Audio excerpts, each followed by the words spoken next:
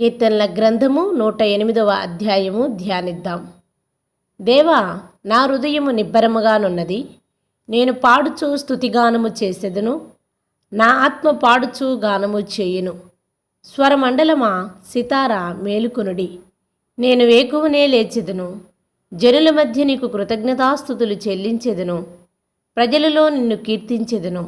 యెహోవా, నీ కృప ఆకాశము కంటే ఎత్తైనది, నీ సత్యము మేఘములంత ఎత్తుగానున్నది. దేవా, ఆకాశము కంటే అత్యున్నతుడుగా నిన్ను కనపరుచుకొనుము.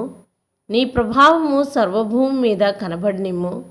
నీ ప్రియులు విమోచింపబడినట్లును నీ కుడి చేతితో నన్ను రక్షించి నాకు ఉత్తరమిమ్ము.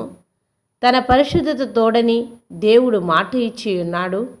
నేను ప్రహర్షించెదను, షేకెమును పంచిపెట్టెదను, సుక్కోతు లోయను కొలిపించెదను. గిలాదు నాది, మనష్షే నాది. ఎఫ్రాయిము నాకు శిరస్త్రాణము, యూదా నా రాజదండము. మోయాబు నేను కాళ్ళు కడుక్కొను పళ్ళెము.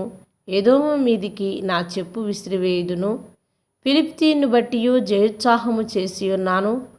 కోటగల పట్టణములోనికి నన్ను ఎవడు తోడుకొని పోవును? ఎదోములోనికి నన్నెవడు నడిపించును? దేవా, నీవు మమ్మును విడనాడి ఉన్నావు గదా. దేవా, మా సేనలతో కూడా నీవు బయలుదేరుట మాని ఉన్నావు గదా. మనుషుల సహాయము వ్యర్థము. శత్రువును జయించుటకు నీవు మాకు సహాయము దయచేయము. దేవుని వలన మేము శూరకార్యములు జరిగించెదము. మా శత్రువులను అణగదొక్కువాడు ఆయనే.